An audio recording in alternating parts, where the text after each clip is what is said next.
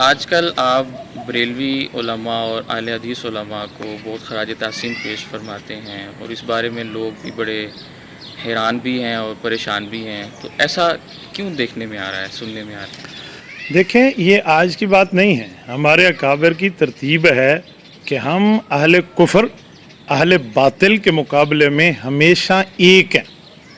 آپ عقیدہ ختم نبوت کے معاملے میں دیکھیں تو بریلوی، دیوبندی، اہل حدیث علماء میں کوئی اختلاف نہیں ہے۔ اسی طرح اب انجینئر مرزا کے معاملے میں دیکھیں تو بریلوی، دیوبندی، اہل حدیث علماء میں کوئی اختلاف نہیں ہے۔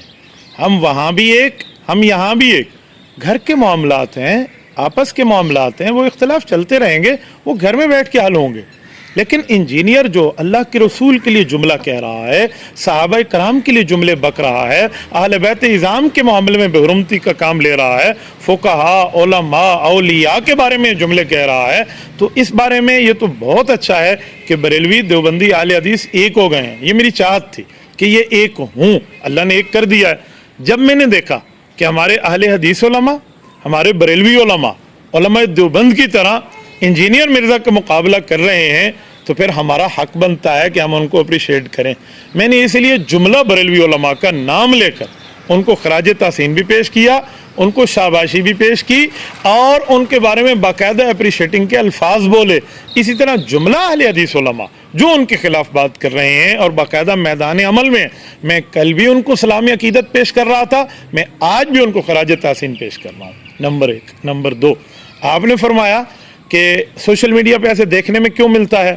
دیکھیں، جو فرقہ پرست بیٹھے ہیں نا، جو نہیں چاہتے کہ امت ایک ہو، جو نہیں چاہتے کہ مشترکات کے اوپر اتفاق ہو، یہ ان لوگوں کا کام ہے۔ ہم ایسے لوگ نہیں ہیں۔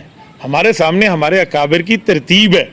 دیکھیں، حضرت شیخ الہند رحمۃ اللہ علیہ باقاعدہ مسالک کے معاملات پہ دلائل بھی لکھتے ہیں اور انگریز کے مقابلے میں ان سب کی قیادت بھی فرماتے ہیں۔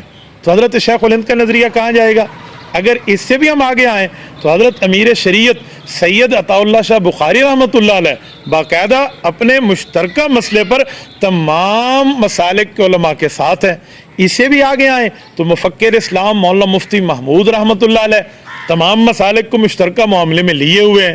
اس سے بھی اگر حالیہ دیکھیں تو اللہ نے ہمیں جو انعام دیا ہے قائد ملت اسلامیہ حضرت مولانا فضل الرحمن حافظ الرحمن کی شکل میں، یہ ان کی تربیت ہے۔ یہ جو میں آج آپ کے سامنے بول رہا ہوں، الحمدللہ ثم الحمدللہ، اس مسئلے پہ وہ سب کی قیادت کر رہے ہیں اور امت کو ایک شکل میں پیش کر رہے ہیں۔